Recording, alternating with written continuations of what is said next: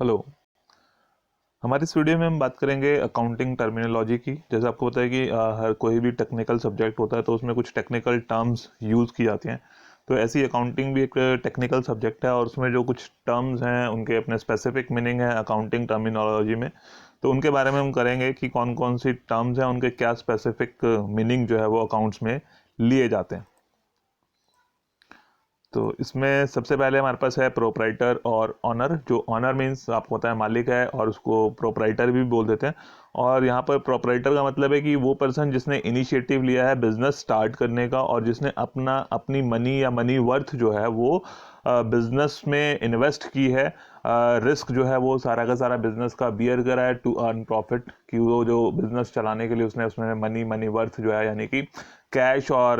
कुछ दूसरी एसेट्स की फॉर्म में जो उसने अपने फंड्स इन्वेस्ट किए हैं। तो जो पर्सन जो है वो बिजनेस में इन्वेस्टमेंट कर रहा है that is known as proprietor. उसको हम उस बिजनेस ऑर्गेनाइजेशन का प्रोप्राइटर, ऑनर और मालिक जो है वो कहते हैं। Then capital. Capital is the amount invested by the owner. कि ये जो हमें ऑनर की बात की थी, जो मालिक की बात की थी, उस मालिक ने जो अभी जैसे उसको मैंने बताया था कि वो कैश भी इन्वेस्ट कर सकता है और इन काइंड यानी कि कुछ एसेट्स भी जो है वो बिजनेस में डायरेक्टली इन्वेस्ट कर सकता है। तो उसने कैश और इन काइंड जो भी बिजनेस में इन्वेस्टमेंट की है that is known as capital. That means कि जो भी अमाउंट उसके मालिक ने, ऑनर ने, प्रोप्राइटर ने बिजनेस में इन्वेस्ट की होती है उसको हम जो है वो कैपिटल कहते हैं। और जैसे जैसे प्रॉफिट्स होते हैं तो ऑर्गेनाइजेशन की कैपिटल जो है वो बिजनेस ऑर्गेनाइजेशन की बढ़ जाती है, लॉस होंगे कैपिटल कम हो जाती है। Then drawings. Drawings means benefits withdrawn by the owner for personal use from the business organisation. की हम जो है वो बिजनेस जब अकाउंटिंग की बात करते हैं तो अकाउंटिंग में ऑनर को और बिजनेस ऑर्गेनाइजेशन को दोनों को अलग अलग मानते हैं। और इन केस की जो ऑनर है, जो प्रोप्राइटर है, जो मालिक है, उसने बिजनेस में से कुछ, चाहे वो पैसा है, चाहे वो गुड्स है या कोई और एसेट है, अगर उसको अपने पर्सनल या डोमेस्टिक यूज़ के लिए यूज़ किया है, निकाला है, बिजनेस से लिया है, तो उसको हम बोलते हैं ड्राइंग्स। कि अगर जो है उसने बिजनेस से जो है वो 500 रुपये अपने जो है वो अपने यूज़ के लिए या अपनी फैमिली के लिए या अपने डोमेस्टिक यूज़ के लिए उसमें से 500 रुपये बिजनेस ऑर्गेनाइजेशन से ड्रॉ किए हैं, वो लिए हैं, तो that is known as drawings. कि अगर जो है वो कुछ मटेरियल है उसने अपने पर्सनल यूज़ के लिए जो है वो बिजनेस ऑर्गेनाइजेशन से लिया है, उसको हम कहते हैं drawings. Then business transactions. Business transaction का मतलब है कि जो भी ट्रांजेक्शन फाइनेंशियल नेचर की हैं और जिससे जो है वो ऑर्गेनाइजेशन की फाइनेंशियल पोजीशन में चेंज आने वाला है, वो चाहे वो किसी भी गुड्स और सर्विसेज को खरीदना, बेचना, चाहे वो कैश में है, क्रेडिट में, they all are known as business transactions. कि वो जो है एक इकोनॉमिक एक्टिविटी, फाइनेंशियल एक्टिविटी, जिससे जो है वो कंपनी की फाइनेंशियल पोजीशन पे कुछ ना कुछ चेंज होने वाला है। और कहने का मतलब कि उसमें कोई भी गुड्स या सर्विसेज आपने जो है वो खरीदे हैं, बेचे हैं, चाहे वो कैश में है, क्रेडिट में है, तो वो जो ट्रांजेक्शन्स की जाती हैं they are known as business transactions. और कुछ ऐसे ट्रांजेक्शन्स भी हो सकते हैं जैसे इंटरनल बेसिस पर, जैसे आप कोई एसेट है उसकी वैल्यू को हमने कम करना है और वैल्यू को कम करने के लिए उसको डेप्रिशिएट किया जाता है, डेप्रिसिएशन कैलकुलेट किया जाता है, बट उसमें जो है वो कोई भी कैश इन्वॉल्व नहीं है, गुड सर्विसेज जो है वो इन्वॉल्व नहीं है, बट एसेट की वैल्यू को डेप्रिशिएट करना है, तो वो भी एक बिजनेस ट्रांजेक्शन का पार्ट हो जाती है। तो बिजनेस ट्रांजेक्शन्स कोई भी फाइनेंशियल नेचर की ट्रांजेक्शन जिसको हमने अपने बुक्स ऑफ अकाउंट्स में रिकॉर्ड करना होता है that is known as business transaction.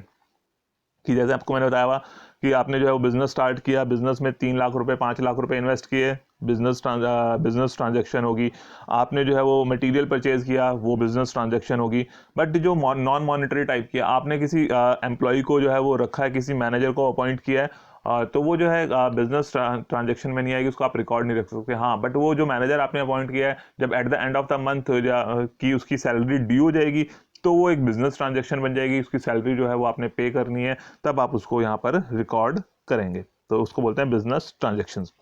Then debtor. Debtor का मतलब होता है कि देनदार, जिसने जो है वो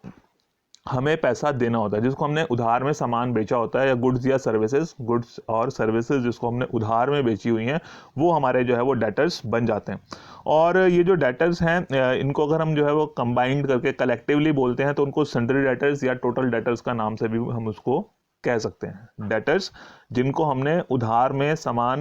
मतलब गुड्स या सर्विसेज सेल किए हैं, तो उधार में दिए, तो दैट मीन्स कि इन फ्यूचर हमने उनसे पैसा लेना है, तो वो हमारे देनदार हो जाते हैं। डेटर्स उनको हम बोलते हैं, अकाउंटिंग टर्मिनोलॉजी में उनको डेटर्स बोला जाता है। और वो डेटर है हमारा। और कलेक्टिवली अगर हम उनको बोला जाए सभी पूरे के पूरे ग्रुप को, सिर्फ क्योंकि एक कस्टमर नहीं हो सकता, हमारे मल्टीपल कस्टमर्स होते हैं, और उनको कलेक्टिवली बोलना है, तो उनको सन्ड्री डेटर्स या टोटल डेटर्स के नाम से बुला जाता है। देन क्रेडिटर, जैसे डेटर्स हैं उसी का जस्ट अपोजिट क्रेडिटर हैं। तो जैसे हमने किसी से उधार में गुड्स या सर्विसेज परचेज किए हैं, किसी से किसी भी, चाहे वो किसी इंडिविजुअल से हैं, किसी बिजनेस ऑर्गेनाइजेशन से हैं, दूसरी बिजनेस ऑर्गेनाइजेशन से, जिससे हमने जो है वो उधार में गुड्स या सर्विसेज खरीदे हैं, परचेज किए हैं, वो हमारे जो है वो क्रेडिटर बन जाते हैं, क्योंकि हमने अभी उनसे उधार में खरीद लिया, बट इन फ्यूचर हमें उनको वो अमाउंट पे करनी पड़ेगी। तो डिपेंड्स कि हम किसके बुक्स ऑफ अकाउंट्स में रिकॉर्ड कर रहे हैं, तो उसके अकॉर्डिंगली वो डेटर्स और क्रेडिटर्स जो है वो डिटरमिन किए जाते हैं।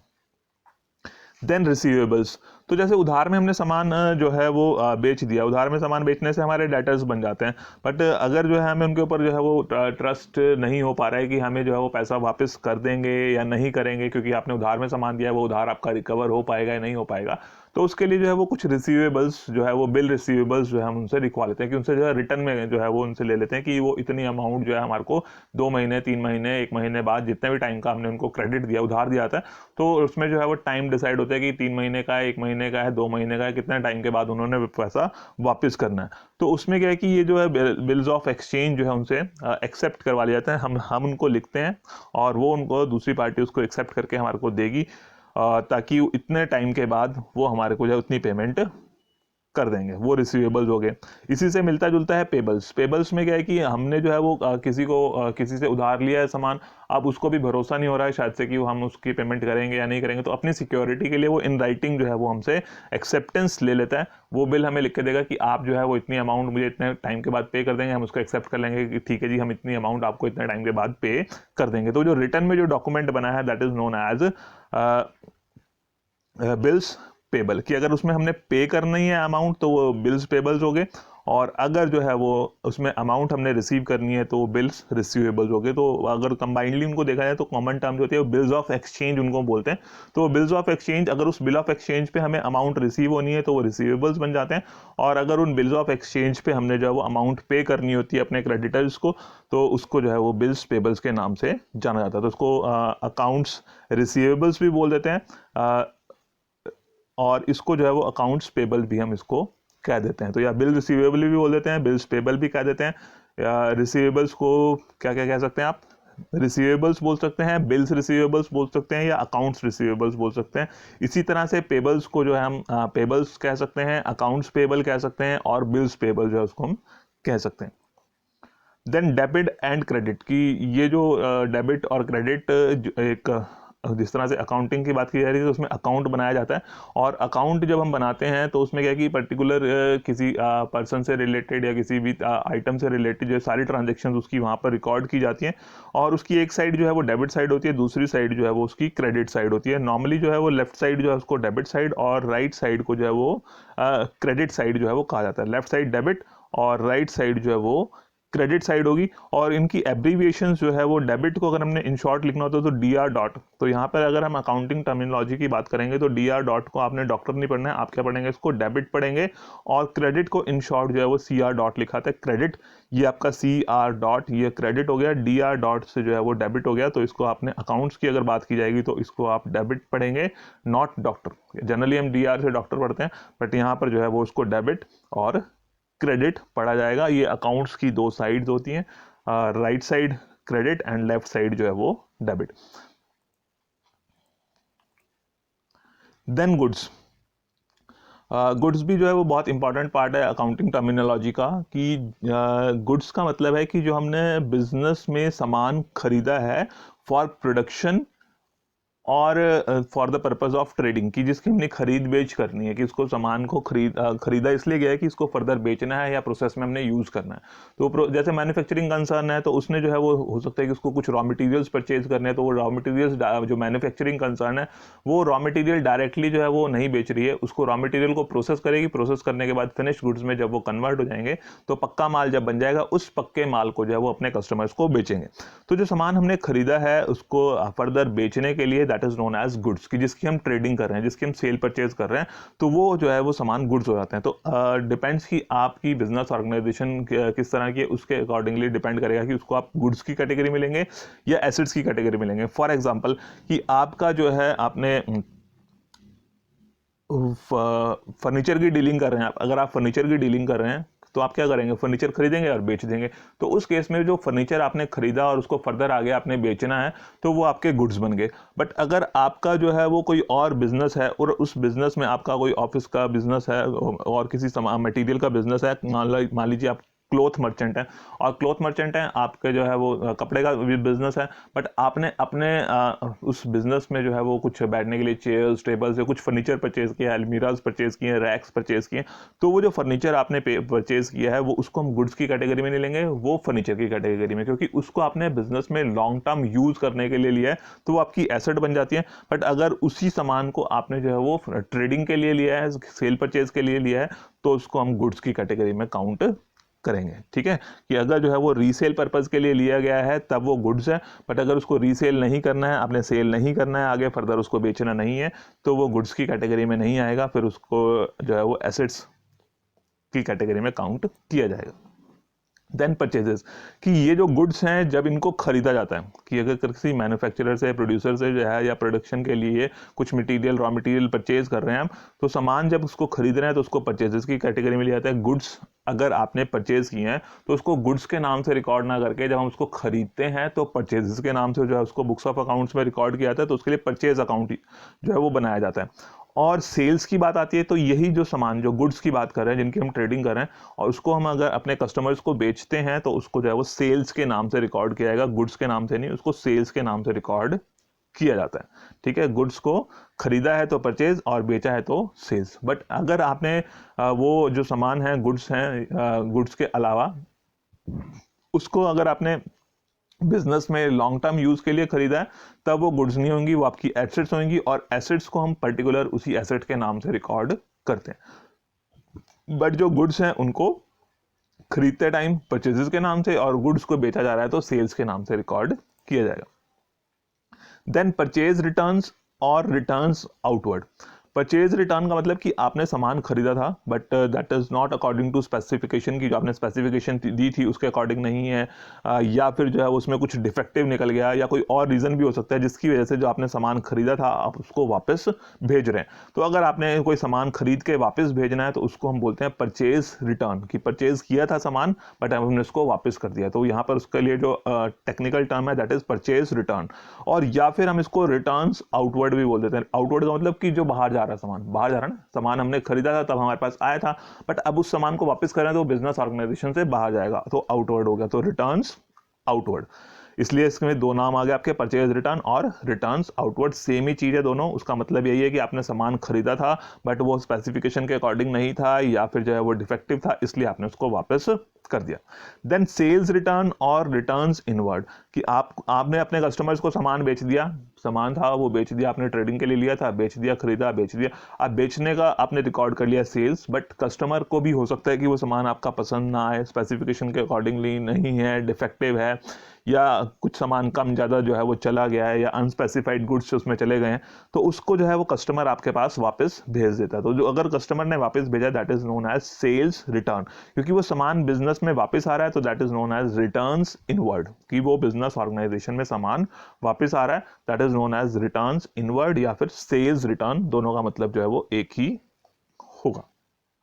तो कंफ्यूज नहीं होना इसमें, रिटर्न्स आउटवर्ड रिटर्न्स इनवर्ड की क्या है। तो आउटवर्ड में आपने देखना है कि वो आउटवर्ड यानी कि बाहर जा रहा है सामान, तो जो हमने खरीदा था उसको हम वापस भेज रहे हैं, रिटर्न कर रहे हैं, वापस भेज रहे हैं। और रिटर्न्स इनवर्ड की बात की जा रही है तो सामान आ रहा है यानी कि हमने पहले बेचा होगा तो अब वो वापस आ रहा है, तो वो जो है वो सेल्स रिटर्न होगी, तो उसको हम रिटर्न्स इनवर्ड भी कह सकते हैं। देन स्टॉक, स्टॉक जो है कि ये जो अगर हम बात करें इसकी, ये हमने जो गुड्स की बात की थी, तो ये जो गुड्स हैं ऐसा तो नहीं होता कि आपने जितना सामान खरीदा था वो सारा का सारा सामान जो है वो आपका बिक जाता है और eight the end of the year कि आपके पास नील स्टॉक रहता है। तो ऐसा नहीं होता, हमें जो है वो स्टॉक मेंटेन करके रखना पड़ता है, अपने पास कुछ ना कुछ मटेरियल जो है वो रख के रखना पड़ता है, ताकि हमारा, अगर रॉ मटेरियल की बात करें तो हमारा प्रोडक्शन प्रोसेस चलता रहे, इसलिए रॉ मटेरियल को रखा जाता है, और फिनिश गुड्स की कस्टमर से ऑर्डर आएगा तो हम उसको टाइमली सप्लाई दे सकें। तो जो सामान हमारे पास जो है वो बच जाता है at a point of time, तो उसको हम जो है वो स्टॉक बोलते हैं। At a point of time अगर जो हमारे पास बचा हुआ सामान है, गुड्स हैं, तो उसको हम स्टॉक बोलते हैं। तो ये स्टॉक जो है वो आपका ओपनिंग स्टॉक और क्लोजिंग स्टॉक। ओपनिंग स्टॉक का मतलब कि जब आपने अकाउंटिंग पीरियड स्टार्ट हुआ है तो उस अकाउंटिंग पीरियड के स्टार्टिंग में जो स्टॉक है आपके पास, that is known as opening. और जो अकाउंटिंग पीरियड के एंड में, वो जो भी बचा हुआ सामान है, जो स्टॉक है, उसको हम क्लोजिंग स्टॉक कहेंगे। फॉर एग्जांपल कि आपका जो फाइनेंशियल ईयर है वो आपका 1 अप्रैल से लेके जो है वो 31 मार्च तक है, तो 1 अप्रैल को जो आपके पास सामान है that is known as opening stock, और जो 31 मार्च को at the end of the year जो बचेगा that is known as closing stock. तो ये जो स्टॉक है हमारे पास हो सकता है रॉ मटेरियल का हो, वर्क इन प्रोग्रेस का हो, फिनिश गुड्स का हो, स्टोर्स एंड स्पेयर पार्ट्स हो, और लूज टूल्स हो, तो रिपेयर मेंटेनेंस के लिए कुछ आइटम्स हो सकती हैं। तो अगर हमारी प्रोडक्शन यूनिट है, मैन्युफैक्चरिंग यूनिट है, तो रॉ मटेरियल, कच्चा माल, कच्चा सामान हमने सामान खरीदा है, उसको प्रोसेस करेंगे। प्रोसेस करने के बाद जो है उसके हो सकता है मल्टीपल प्रोसेसेस हो सकता है सिंगल प्रोसेस हो, तो जितने भी प्रोसेसेस हैं वो उनको प्रोसेसेस अप्लाई किए जाएंगे, और उसके बाद जो है वो फिनिश गुड्स में, पक्के माल में वो कन्वर्ट हो जाता है। तो रॉ मटेरियल, कच्चा माल, और जब वो सामान बन के तैयार हो गया that is known as finish goods, की अब आप जो है आपका सामान बन के तैयार हो गया और आप उसको कस्टमर को सेल कर सकते हैं। बट अभी क्या है कि कई बार हो, जैसे मैंने बताया ना कि आपका सिंगल प्रोसेस भी हो सकता है और मल्टीपल प्रोसेसेस भी हो सकते हैं, और उसमें टाइम भी हो सकता है कि जो है वो किसी में 5 दिन, किसी में 10 दिन, किसी में 15-20 दिन जो है वो उसमें प्रोसेस में लगते हैं, तब वो रॉ मटेरियल फिनिश गुड्स में कन्वर्ट होता है। तो इन बिटवीन जब वो रॉ मटेरियल से फिनिश गुड्स में कन्वर्ट होने जा रहा है, रॉ मटेरियल से फिनिश गुड्स में कन्वर्ट होगा, तो बीच में जो मटेरियल है, जो ना तो अभी रॉ मटेरियल ही रहा है ना अभी वो बन के तैयार हुआ है, that is known as work in progress. कि उसको रॉ मटेरियल को आपने प्रोसेस में तो डाल दिया है, बट अभी वो प्रोसेस से जो है वो फिनिश गुड्स में कन्वर्ट नहीं हुआ है, that is known as work in progress. उसको क्या कहेंगे? Work in progress. और ये जो स्पेयर्स हैं, स्टोर स्पेयर्स, लूज टूल्स, ये आपकी जो मशीनरीज हैं, इक्विपमेंट्स हैं, उनकी ओवरहॉलिंग के लिए, रिपेयर मेंटेनेंस के लिए भी कुछ टूल्स जो है हमें अपने पास कुछ स्टॉक जो है वो मेंटेन करना पड़ता है, जैसे ऑयलिंग होगी, ग्रीसिंग होगी, तो वो कुछ टाइम टू टाइम छोटी मोटी रिपेयर्स के लिए भी जो है वो स्पेयर्स एंड स्टोर्स मेंटेन किए जाते हैं, ताकि हमारी मशीनरीज, इक्विपमेंट जो है वो प्रॉपरली चलती रहें। तो ये था आपका स्टॉक, ओपनिंग अकाउंटिंग पीरियड के स्टार्टिंग में, क्लोजिंग अकाउंटिंग पीरियड के एंड में। तो रॉ मटेरियल, कच्चा सामान जब प्रोसेस में डाल दिया बट फिनिश गुड्स में कन्वर्ट नहीं हुआ, वर्क इन प्रोग्रेस। और जब वो फुली जो है वो फिनिश हो गया, तैयार हो गया, तो उसको हम जो है वो पक्का माल यानी कि फिनिश गुड्स कहते हैं। तो इस तरह के वो स्टॉक्स हमारे पास हो सकते हैं। देन एसेट्स की बात कर लेते हैं। तो एसेट्स में हमारे पास, एसेट्स का मतलब होता है कि जो इकोनॉमिक रिसोर्सेज बिजनेस ऑर्गेनाइजेशन के पास हैं, जिनकी कुछ मनी वैल्यू है, मनी वर्थ है, they are known as assets. की हमारी एसेट्स, प्रॉपर्टीज जिसको हम कहेंगे सिंपल से शब्दों में, जैसे हम बोलते हैं कि इतनी प्रॉपर्टीज हैं कि आपके पास लैंड है, बिल्डिंग है, इतने की ज़मीन है, इतने का घर है, आपका गाड़ी है, बंगला है, मोटर बाइक्स हैं आपके पास, तो वो सब आपकी एसेट्स हैं, प्रॉपर्टीज हैं। तो उसको हम बोलते हैं संपत्ति। एसेट का मतलब है वो संपत्तियां आपके पास कितनी हैं, तो उसको कि जिनकी इकोनॉमिक वैल्यू है। तो ये जहाँ पर जो हम बात करेंगे कि किस किस तरह की हो सकती हैं, वो आगे देखते हैं कि ये जो एसेट्स हैं वो किस किस तरह की हो सकती हैं। बट एसेट्स का मतलब है कि कुछ ऐसी चीज़ें, इकोनॉमिक रिसोर्सेज, जिनकी जो है वो कुछ मनी वर्थ जो है वो ऑर्गेनाइजेशन में है, और जिसको आपने बिजनेस ऑर्गेनाइजेशन में यूज़ करना होता है, जिसके आप मालिक हैं, वो आपकी एसेट्स हो जाती हैं। एसेट्स में जो हमारे पास हो सकती हैं वो फिक्स एसेट्स हो सकती हैं, करंट एसेट्स हो सकती हैं, फिक्टिशियस एसेट्स हो सकती हैं। तो जो फिक्स एसेट्स होती हैं that is of permanent nature की, परमानेंट नेचर की है, लॉन्ग टर्म यूज के लिए, and they are not for resale purpose, की उनको जो है जनरली हमने बार बार बेचना नहीं होता। अगर हमने उसको एक बार एक्वायर कर लिया तो उसको हम लॉन्ग टर्म यूज करेंगे। फॉर एग्जाम्पल कि आपने जो है वो लैंड परचेज की, उसको आपने बार बार सेल नहीं करना। लैंड के ऊपर आपने अपनी फैक्ट्री जो है वो बना ली, बिल्डिंग बना ली उसमें, तो उसको भी आपने बार बार सेल नहीं करना है, लॉन्ग टर्म के लिए यूज़ करना है। उसमें फर्नीचर्स हैं, इक्विपमेंट्स हैं, प्लांट्स हैं, मशीनरीज हैं, तो वो सभी चीज़ें जो है वो फिक्स्ड एसेट्स का पार्ट होती हैं, कि जिसको आपने परचेज कर लिया है, बट उसको जो है वो over a long period of time, लंबे समय तक आपने उसको इस्तेमाल करना होता है, they are known as fixed assets. और ये जो फिक्स्ड एसेट्स हैं ये जो है वो टेंजिबल भी हो सकती हैं, इनटेंजिबल भी हो सकती हैं। टेंजिबल का मतलब है कि उनकी फिजिकल प्रेजेंस है, कि वो दिखती हैं, छू सकते हैं आप, मूव कर सकते हैं उनको। मूवेबल इमूवेबल मतलब वो प्रेजेंस है, उनकी फिजिकल प्रेजेंस है जिसको आप देख सकते हैं, छू सकते हैं, टच कर सकते हैं, तो वो टेंजिबल एसेट्स होगी। जैसे जिनके अभी मैंने आपको बताया था कि आपके पास कोई व्हीकल्स हैं, इक्विपमेंट्स हैं, प्लांट है, मशीनरी है, तो वो आपकी टेंजिबल एसेट्स हैं, जो कि जिनको हम कह रहे हैं कि जो व्हीकल्स हैं, इक्विपमेंट्स हैं, मशीनरीज हैं, एक जगह से दूसरी जगह ले जाई जा सकती है, वो मूवेबल प्रॉपर्टी होगी। इसी में ही टेंजिबल में इमूवेबल, जैसे कि आपकी लैंड है, बिल्डिंग है, जहाँ पे लैंड ले ली तो ले ली, उसको आप उठा के दूसरी जगह नहीं ले जा सकते, उसके ऊपर आपने बिल्डिंग बना दी तो वो वहीं रहेगी, दूसरी जगह नहीं उसको शिफ्ट किया जा सकता, तो उसको हम इमूवेबल की, उसको जो है वो अचल संपत्ति कह सकते हैं, कि जिसको जो चलेगी नहीं, आगे पीछे मूव नहीं होगी, तो वो इमूवेबल होगी। और फिक्स्ड एसेट्स में टेंजिबल, जिसको आप जिसकी फिजिकल प्रेजेंस है, फिजिकली जिसको आप टच कर सकते हैं, देख सकते हैं, वो टेंजिबल होगी। दूसरी फिक्स्ड एसेट्स का दूसरा जो टाइप है दैट इज इनटेंजिबल एसेट्स की, वो जो है वो फिजिकली प्रेजेंस नहीं है उनकी, आप जो है उनको टच नहीं कर सकते, देख नहीं सकते, बट फिर भी जो है वो ऑर्गेनाइजेशन जो है उसका फ़ायदा उठा सकती है लंबे समय तक के लिए। जैसे कि कुछ राइट्स हैं, लाइसेंसेस हैं, पेटेंट राइट्स हैं, गुडविल्स हैं, कॉपी राइट्स हैं, ट्रेडमार्क्स हैं, फ्रेंचाइजीज हैं, they all are intangible assets, की उसको आप देख नहीं सकते, कि आपकी जो है वो कॉपी राइट्स हैं, वो आपके पास पेपर फॉर्म में जो है वो डॉक्यूमेंट्स हैं, पेटेंट्स हैं, ट्रेडमार्क्स हैं, वो आपके पास हैं, बट वो उनकी कोई फिजिकल प्रेजेंस जिसको हम छू सकें, देख सकें, इस तरह से वो एसेट्स जो है वो प्रेजेंट नहीं होती हैं। देन इसी में फिक्स्ड एसेट्स के साथ ही जो है वो करंट एसेट्स होती हैं। तो तीन मेजर क्लासिफिकेशंस की थी हमने, फिक्स्ड, करंट एंड फिक्टिशियस। तो फिक्स में टेंजिबल और इनटेंजिबल बेसिस पे उसकी क्लासिफिकेशन की थी। तो करंट एसेट्स क्या है, कि जिनको जो है वो विद इन अ ईयर जो है वो कैश में कन्वर्ट हो जाती हैं, they are converted into cash within a 1 year. क्या तो कैश ही हो गया जो लिक्विड एसेट्स हैं, कैश हो गया, कैश एट बैंक हो गया आपका, या स्टॉक हो गए, डेटर्स हो गए, रिसीवेबल्स हो गए,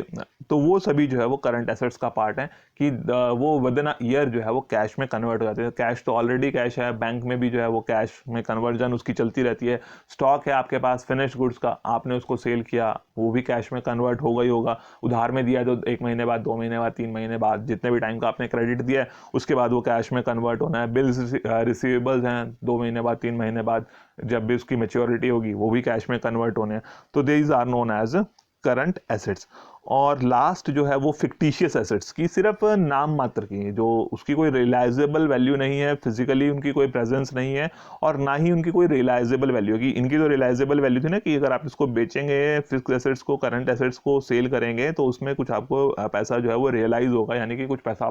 को उसके बदले में मिल जाएगा, जो भी उसकी वर्थ होगी। बट जो फिक्टिशियस एसेट्स हैं उसके बदले में हमें कुछ भी नहीं मिलता है। बट कुछ एक्सपेंसेस ऐसे होते हैं कि जिनको हमने करना तो होता है, बट उसका बेनिफिट हमें काफ़ी लंबे समय तक मिलना है, और अगर हम उसको एक ही साल में दिखा देंगे तो कंपनी जो है वो काफ़ी लॉस में चली जाती है। तो उन एक्सपेंसेस को हम जो है वो ईयर बाय ईयर बेसिस पर जो है वो थोड़ा थोड़ा करके राइट ऑफ करते हैं, तो उनको हम जो है वो फिक्टिशियस एसेट्स की कैटेगरी में काउंट करते हैं। फॉर एग्जाम्पल्स की आपने शेयर्स, डिबेंचर्स इशू किए, उसके ऊपर कंपनी को कुछ खर्चा करना पड़ा, या कंपनी की फॉर्मेशन के टाइम पे जो है वो प्रिलिमिनरी एक्सपेंसेस कुछ हुए थे, तो वो फिक्टिशियस एसेट्स की कैटेगरी में आते हैं, कि उसको आप बेच नहीं सकते, उसकी कोई रियलाइजेबल वैल्यू नहीं है, बट फिर भी जो है उसको एसेट्स में काउंट करते हैं। वो फिक्टिशियस एसेट्स हैं, कि नाम मात्र की जो है वो एसेट्स हैं। Then equity. इक्विटी का मतलब है कि जो भी हमारी एसेट्स हैं, ऑर्गेनाइजेशन की एसेट्स हैं, उसके ऊपर जो लोगों के क्लेम्स हैं, राइट है, उसको हम इक्विटी बोलते हैं, कि किसका कितना राइट जो है वो एसेट्स के ऊपर है। तो जैसे हमने बताया कि बिजनेस ऑर्गेनाइजेशन में एसेट्स हैं आपके पास, फिक्स्ड एसेट्स हैं, करंट एसेट्स हैं, फिक्टिशियस एसेट्स हैं, टेंजिबल, इनटेंजिबल, जो भी एसेट्स हैं, वो एसेट्स खरीदने के लिए, एक्वायर करने के लिए आपको कहीं ना कहीं से जो है वो फंड्स लेने पड़ेंगे, या तो आपको अपने फंड्स इन्वेस्ट करने पड़ेंगे, या उधार का पैसा लेना पड़ेगा। तो जो इक्विटी है दैट इज कि वो फंड्स, उसके ऊपर जो है वो आपने जो एसेट्स ली हैं वो किस पैसे से ली हैं, तो किसका क्लेम उन एसेट्स के ऊपर बनता है, उसके जो है उसको हम बोलते हैं इक्विटी। और इक्विटी में दो तरह की आती है, एक ऑनर्स इक्विटी, दूसरा आउटसाइडर्स इक्विटी। ऑनर्स इक्विटी जो मालिक हैं उसके मालिकों का कितना पैसा लगा हुआ है, कितने पैसे कितना क्लेम, कितना राइट जो है वो एसेट्स के ऊपर मालिकों का है, that is honours equity. Outsiders equity जिन्होंने लोन्स दिए हैं, उधार दिए हैं, जिसका उधार के बेसिस पर आपने वो एसेट्स एक्वायर किए हैं, दैट इज आउटसाइडर्स इक्विटी। और ये जो आउटसाइडर्स इक्विटी है that is also known as liability. तो बेसिकली इक्विटी का जनरल जो मीनिंग हम लेते हैं दैट इज ऑनर्स कैपिटल। इक्विटी का मतलब जो हम लेते हैं वो जनरली ऑनर्स कैपिटल से लिया जाता है, और लाइबिलिटीज का मतलब आउटसाइडर्स फंड्स की, जो बाहर के लोग हैं जिन्होंने उधार में आपको फंड्स उधार दिया हुआ, लोन्स दिए हुए हैं, तो वो लाइबिलिटीज हो जाती है। लाइबिलिटी का मतलब है कि हमने किसी से पैसा उधार लिया हुआ है। पैसे का मतलब पैसा भी हो सकता है, गुड्स सर्विसेज भी हो सकती हैं, तो किसी भी फॉर्म में जो है वो हमने लिया हुआ है उधार, और उसको हमने इन फ्यूचर चुकाना है। क्योंकि अगर आपने किसी से उधार लिया है तो वो आपको देना पड़ेगा, वो देनदारी बन गई आपकी, वो लाइबिलिटी बन गई, आपका उत्तरदायित्व बन गया कि आपने, आपका जो है वो दायित्व बन गया कि आपकी लाइबिलिटी होगी कि आपने जो है वो अमाउंट वापस करनी है। ऐसा नहीं कि किसी से ले लिया और वो आप भूल जाए उसको लेके कि हमने वापस नहीं करना, बट वो वापस करना है। तो दैट मीन्स कि दैट इज अवर लाइबिलिटी, कि वो हमने उसका वापस चुकाना है। किसी से लिया हुआ है, चाहे वो कैश है या गुड्स हैं, सर्विसेज हैं जिससे ली हुई हैं, उसके बदले में जो भी उसकी वर्थ है वो हमने वापस करनी होती है, तो वो हमारी लाइबिलिटीज बन जाती हैं। और ये जो लाइबिलिटीज हैं इनमें जो है वो इनकी क्लासिफिकेशन है current liabilities, fixed liabilities and contingent liabilities. तो current liabilities same as current assets की, जैसे करंट एसेट्स में था वैसी करंट लाइबिलिटीज हैं जिनको विद इन अ ईयर जो है वो आपको पे करना पड़ता है, कि शॉर्ट पीरियड में, कम समय में अंदर अंदर जो है उसकी रीपेमेंट हो जाती है। जैसे आपके क्रेडिटर्स हो गए, बिल्स पेबल हो गए, शॉर्ट टर्म लोन्स हो गए, बैंक ओवरड्राफ्ट हो गया। तो इस तरह की जो शॉर्ट टर्म लाइबिलिटीज हैं उनको आपको विद इन अ ईयर जो है वो पे करना पड़ता है। They are known as current liabilities. Fixed liabilities कि they are raised for long term, की लॉन्ग टर्म लोन, कि आपने 15 साल के लिए, 20 साल के लिए लोन लिया हुआ है, तो 15 साल 20 साल में जाके उसकी रीपेमेंट होनी है, तो that is known as fixed liability, कि जिसकी लंबे समय के बाद जो है वो रीपेमेंट की जानी है, वो लाइबिलिटी जो है वो लंबे समय तक चलेगी हमारे पास, उनको फिक्स लाइबिलिटी बोलते हैं। एंड कॉन्टिजेंट लाइबिलिटीज जो होती हैं कि वो एज सच अभी लाइबिलिटी नहीं है, ना तो वो अभी है या नहीं भी नहीं है और है भी नहीं, तो दैट मीन्स कि दे मे और may not become payable in future, कि इन फ्यूचर वो हमारी तरफ से दे हो भी सकती हैं, कि हमें देनी भी पड़ सकती हैं, और हो सकता है कि कुछ ना भी देना पड़े। तो कई बार क्या होता है कि कुछ केसेस हमारे कोर्ट में चल रहे होते हैं, तो अगर वो कोर्ट में फैसला हमारी तरफ आ गया तो हो सकता है कि हमें कुछ भी ना देना पड़े, बट हमारे अगेंस्ट चला गया तो उसमें कुछ क्लेम्स हमें जो है वो दूसरी पार्टी को देने पड़ सकते हैं। तो कॉन्टिजेंट लायबिलिटीज किसी पर्टिकुलर सिचुएशन पे या किसी कंडीशन पे डिपेंड करती हैं, तो अगर वो कंडीशन होगी तो हमें पे करना पड़ेगा, अगर नहीं होंगी तो हमने जो है वो पे करने की जरूरत नहीं पड़ेगी। तो उसको बोलते हैं कॉन्टिजेंट लायबिलिटीज, की डिपेंड्स की किसी सिचुएशन पे वो डिपेंड कर रही हैं, तो वो अनसर्टेन है, तो अनसर्टेनिटी की वजह से हमको वो कॉन्टिजेंट लायबिलिटी हम कहते हैं।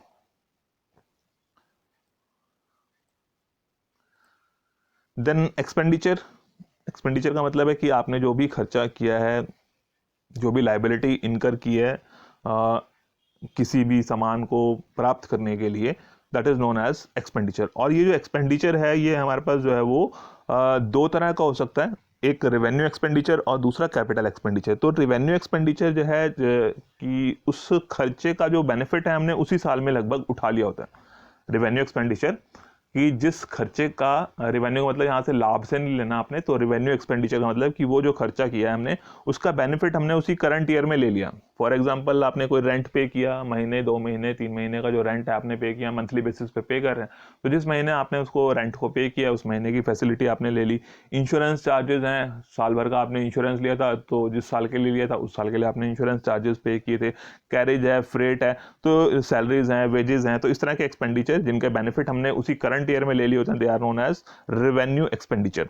एंड दूसरा होता है कैपिटल एक्सपेंडिचर। कैपिटल एक्सपेंडिचर का मतलब है कि जिसको आपने किया तो है एक बार, बट उसका जो बेनिफिट है वो आपको जो है वो लॉन्ग टर्म के लिए मिलेगा, और they are of non recurring type, की उनके जो है वो नॉन रिकरिंग नहीं है, बार बार नहीं करने पड़ते, रिपीटेटिव नेचर के नहीं है, वन टाइम इन्वेस्टमेंट की जाती है, लॉन्ग टर्म उसके बेनिफिट्स लिए जाते हैं। जैसे आपकी जो भी एसेट्स में इन्वेस्टमेंट है that is known as capital expenditure, कि आपने कोई एसेट परचेज की, land, building, plant, machinery, vehicles, computers, equipments, तो वो जो है वो कैपिटल एक्सपेंडिचर है जिसको आपने वन पॉइंट ऑफ टाइम किया है, और बट उसके बेनिफिट्स आपको over the period in future वो मिलने होते हैं। देन लॉस, लॉस का मतलब नुकसान। नुकसान की जब हमारे एक्सपेंसेस ज़्यादा हो गए, खर्चे ज़्यादा हो गए, और जो है रेवेन्यूज इनकम जो है वो कम है, दैट इज लॉस। ठीक है, कि जब आपको बताया था मैंने कि अकाउंट्स में हम जो है वो कंपेयर करते हैं जो भी बिजनेस ट्रांजेक्शन्स की हैं, और eight the end of the year हम जो है वो देखते हैं कि साल भर में जो ट्रांजेक्शन्स हुई हैं उससे हमें प्रॉफिट हुआ है, लॉस हुआ है। इन केस कि हमारे एक्सपेंसेस ज़्यादा हैं साल भर के और इनकम्स कम हुई हैं, तो वो लॉस जो है उसको कहेंगे, और उसकी वजह से जो है वो ऑनर्स इक्विटी जो है वो कम हो जाती है। देन प्रॉफिट, हो सकता है कि हमारे रिवेन्यूज ज़्यादा हैं, क्योंकि हर एक ऑर्गेनाइजेशन प्रॉफिट अर्न करना चाहती है, तो रिवेन्यूज ज़्यादा होंगे, एक्सपेंसेस कम होंगे, तो वो जो डिफरेंस है उस डिफरेंस को प्रॉफिट कहेंगे। और अगर एक्सपेंसेस ज़्यादा हैं और इनकम्स कम है तो डिफरेंस लॉस होगा, और अगर रिवेन्यूज ज़्यादा हैं, इनकम्स ज़्यादा हैं और एक्सपेंडिचर कम है, एक्सपेंसेस कम है, तब वो जो है वो प्रॉफिट कहलाएगा, वो डिफरेंस जो है वो प्रॉफिट कहलाएगा। देन रेवेन्यू की जो भी बेनिफिट्स जो है वो ओवर द पीरियड जो भी ट्रांजेक्शन्स हम कर रहे हैं उससे हमें जो भी रेवेन्यूज इनकम्स आ रही हैं, they are known as revenues. कि आपने कहीं इन्वेस्टमेंट की थी, उसके ऊपर इंटरेस्ट मिल गया, कोई शेयर्स परचेज किए थे उसके ऊपर डिविडेंड मिल गया, कोई काम आपने किया था, कोई प्रोफेशनल सर्विसेज आपने दी थी उसके बदले में कोई कमीशन आपने चार्ज कर लिया, आपने बिल्डिंग रेंट पे दी थी उसका रेवेन्यू आपको मिल गया, सामान बेचा, सेल्स होगी, रेवेन्यू आपके पास जो है वो जनरेट हो गया। एंड अकाउंट, अकाउंट जो है वो एक समरी है जिसमें किसी भी पर्टिकुलर पर्सन, प्रॉपर्टी या एक्सपेंसेस, इनकम से रिलेटेड जो है वो सभी ट्रांजैक्शंस एक ही जगह पर रिकॉर्ड की जाती हैं, उसको बोलते हैं अकाउंट। ठीक है, कि जहाँ पर जो है वो एक ही चीज से रिलेटेड, पर्टिकुलर पर्सन से related, particular property, expenses, income, उसी पर्टिकुलर आइटम से रिलेटेड जो भी ट्रांजैक्शंस हैं वो सभी ट्रांजैक्शंस एक ही जगह पर रिकॉर्ड की जाती हैं, और जहाँ पर वो रिकॉर्ड की जा रही है दैट इज पर्टिकुलर अकाउंट। कि आपका मशीनरी का अकाउंट है तो उसमें मशीनरी से रिलेटेड सारी ट्रांजेक्शन जो है वो उसी जगह पर रिकॉर्ड की जाएंगी। तो मशीनरी को आपने साल में एक बार, दो बार, तीन बार, जितनी भी मर्जी बार उसमें खरीदा है, एडिशन की है या उसको बेचा है, तो सारी इंफॉर्मेशन जो है वो उसी पर्टिकुलर अकाउंट में आएगी। कैश का अकाउंट है तो कैश अकाउंट में जब भी कैश आपको मिला है, आपने पे किया है, वो सारी ट्रांजेक्शन उस कैश अकाउंट में ही लिखी जाएंगी। तो वो अकाउंट, और उस अकाउंट की दो साइड्स होती हैं जैसे आपको ज़्यादा डेबिट और क्रेडिट। लेफ्ट साइड जो है वो उसकी डेबिट साइड और राइट साइड जो है वो उसकी क्रेडिट साइड बन जाती है। देन डिस्काउंट, डिस्काउंट के बारे में आपको पता है कि छूट, बट्टा जिसको हम बोल देते हैं, तो वो छूट होती है। और ये जो छूट है इनकम की तौर पे भी हो सकती है और एक्सपेंस के तौर पे भी, मतलब लॉस के तौर पे, नुकसान के तौर पे भी हो सकती है हमारी, और दूसरी तरफ से फायदे के तौर पे भी हो सकते हैं। फॉर एग्जांपल कि अगर हमने, जब वो किसी को सामान 100 रुपये का सामान था उसको हमने 90 रुपये में बेच दिया, कोई सामान हमारा 100 रुपये का था, हमने उसको 90 रुपीज़ में सेल कर दिया, 10 रुपीज़ का जो डिस्काउंट है वो हमारे लिए लॉस टाइप का हो गया, नुकसान हो गया ना हमारा, कि हमारा जो है वो डिस्काउंट हमने दिया है जिसकी वजह से जो है वो ऑर्गेनाइजेशन को जो है 10 रुपये का नुकसान हो गया, प्राइस कम कर दिया आपने, 100 वाली चीज़ 90 में बेच दी, 10 रुपये का नुकसान हो गया। और अगर आपने इसी को खरीदने वाली बात करते हैं कि कोई सामान जो है वो मार्केट में 100 रुपीज़ का मिल रहा है और उस 100 रुपीज़ के सामान को आपने एक्वायर कर लिया 95 रुपीज़ में, तो आपने खरीद लिया 95 में, दैट मीन्स कि आपको जो है वो 5 रुपये का डिस्काउंट मिल गया, वो 5 रुपये आपका जो है वो प्रॉफिट हो गया, आपकी इनकम होगी, वो 5 रुपये आपका जो है वो फायदा हो गया, वो गेन हो गया आपके लिए 5 रुपये का, कि आपने 100 का सामान 95 में खरीद लिया। बट अगर दूसरी तरफ देखा जाएगा, 100 का सामान 90 रुपीज़ में बेच दिया आपने, 100 रुपीज़ का सामान 90 रुपीज़ में बेच दिया, तो 10 रुपये जो है आपको नुकसान हो गया। तो वो डिस्काउंट जो है वो डिस्काउंट अलाउड और डिस्काउंट रिसीव्ड, तो इसको दो टर्म्स ले लेते हैं हम, discount allowed and discount received. तो डिस्काउंट अलाउड जो हम अपने कस्टमर्स को दे रहे हैं, 100 का सामान 90 में बेच दिया, डिस्काउंट अलाउड, और 100 का सामान 95 में हमें मिल गया है, 100 रुपीज़ का आइटम हमें 95 रुपीज़ में मिल गया है, दैट इज डिस्काउंट रिसीव्ड। कि वो डिस्काउंट रिसीव्ड है तो इनकम होगी, डिस्काउंट अलाउड है तो एक्सपेंस हो गया। और जनरली जो है वो डिस्काउंट अगर लिखा है तो ट्रांजेक्शन्स देख के आपको पता चलेगा, बट अदरवाइज उसको हम एक्सपेंस के तौर पे, खर्चे के तौर पे, नुकसान के तौर पे ले लेते हैं। तो ये हो गया आपका डिस्काउंट रिसीव, डिस्काउंट अलाउड, की वो फायदा भी हो सकता है हमारा, गेन के तौर पे भी हो सकता है और लॉस के तौर पे भी, नुकसान के तौर पे भी हो सकता है। और ये जो डिस्काउंट है दो तरह के होते हैं, trade discount and cash discount. Trade discount generally जो है वो सभी को दिया जाता है। जैसे लिस्ट प्राइस है कि उसके ऊपर जो है प्राइस लिखा है, लिस्ट प्राइस 100 रुपीज़ का है, उस पर 10% डिस्काउंट है, ट्रेड डिस्काउंट है कि कोई भी लेगा तो उसको 100 रुपीज़ पर 10% लेस करके ही दिया जाएगा, 90 रुपीज़ के अकॉर्डिंग ही उसको सेल किया जाएगा, वो ट्रेड डिस्काउंट हो गया। और दूसरा कैश डिस्काउंट की, हमने कैश में पेमेंट की है तो वो 90 रुपीज़ वाला सामान हमें जो है वो 85 रुपीज़ में देने के लिए तैयार है। 100 रुपीज़ का उसका MRP है या लिस्ट प्राइस जो है उसका 100 रुपीज़ का है, उसमें 10% का ट्रेड डिस्काउंट है कि 10% का डिस्काउंट मिलेगा ही मिलेगा, जो भी उसको सामान को खरीदेगा उसको 10% काट के जो है वो दे दिया जाएगा कि 100 का सामान 90 रुपये में उसको दे दिया जाएगा, कि 100 रुपीज़ की आइटम उसको 90 रुपीज़ में मिल जाएगी। बट कैश डिस्काउंट इसलिए मिल रहा है कि हमने कैश में पेमेंट की है, तो वो आपने 90 रुपीज़ की जो आइटम थी उसका आप कैश में पेमेंट करने के लिए तैयार है, तो आपको 2 रुपये 5 रुपये एक्स्ट्रा डिस्काउंट देने के लिए तैयार है कि वो 90 रुपीज़ वाली आइटम वो आपको 85 रुपीज़ में देने के लिए तैयार है। आपको 85 रुपीज़ पे करने और वो अमाउंट वो आइटम वो गुड्स या सर्विसेज जो भी हैं वो आपको मिल जाएंगी। That is known as cash discount, कि कैश पेमेंट की वजह से जो डिस्काउंट मिला है या देना पड़ा है, that is known as cash discount. तो जैसे मैंने बताया ना कि डिस्काउंट अलाउड, डिस्काउंट रिसीव्ड, तो दोनों केसेस में ये हो सकते हैं, ट्रेड डिस्काउंट और कैश डिस्काउंट। तो अगर ये ट्रेड डिस्काउंट की बात की जाए तो इसको हम बुक्स ऑफ अकाउंट्स में रिकॉर्ड नहीं करते हैं, तो इसका कोई रिकॉर्ड मेंटेन नहीं किया था। तो अगर 100 रुपये का सामान 90 रुपीज़ में हमने खरीदा है या 90 रुपीज़ में उसको बेचा है, तो 90 रुपीज़ के अकॉर्डिंग ट्रांजेक्शन को रिकॉर्ड किया जाएगा, 100 रुपीज़ के अकॉर्डिंग नहीं किया जाएगा, ना ही उस 10 रुपये का कोई रिकॉर्ड रखा जाएगा। बट दूसरी तरफ जो कैश डिस्काउंट है कि वो जो 100 से 90 रुपीज़ ट्रेड डिस्काउंट करने के बाद आपको 90 रुपीज़ में मिल रही है, उस 90 रुपीज़ में आप 5 रुपये का डिस्काउंट दे रहे हैं, आपको 5 रुपये का वो डिस्काउंट मिल रहा है, तो वो जो कैश पेमेंट की वजह से जो डिस्काउंट मिल रहा है उसकी रिकॉर्डिंग जो है हम अपने बुक्स ऑफ अकाउंट्स में करेंगे। तो हम वो 5 रुपये भी जो है वो, चाहे हमने उसको डिस्काउंट दिया है या डिस्काउंट हमें मिला है, उसकी रिकॉर्ड जो है बुक्स ऑफ अकाउंट्स में मेंटेन किया जाएगा। तो ये थी कुछ बेसिक टर्म्स और टर्मिनोलॉजीज जो हैं अकाउंट से रिलेटेड, टेक्निकल टर्म्स की इसका मीनिंग हमें पता हो तो आगे जो है वो समझने में आसानी हो जाती है कि अकाउंट्स में जब हम इन टर्म्स को यूज़ करेंगे तो वो समझने में आसानी हो जाएगी कि ट्रेड डिस्काउंट क्या है, कैश डिस्काउंट क्या है, किसका रिकॉर्ड मेंटेन करना है, किसका नहीं करना है, एसेट्स क्या हैं, लाइबिलिटीज़ क्या हैं, कैपिटल क्या है, स्टॉक का मतलब क्या है, परचेजेस का मतलब क्या है, कब उसको परचेज में लेना है, कब उसको एसेट्स के नाम से लेना है। तो ये आई थिंक कि आप अगर उसको ध्यान से देखेंगे, समझेंगे, सुनेंगे तो काफ़ी सारी चीज़ें जो है वो आपको क्लियर हो जाएंगी। और इन केस कोई डाउट रहता तो फिर आप उसके लिए कमेंट सेक्शन में लिख सकते हैं। Okay, thank you.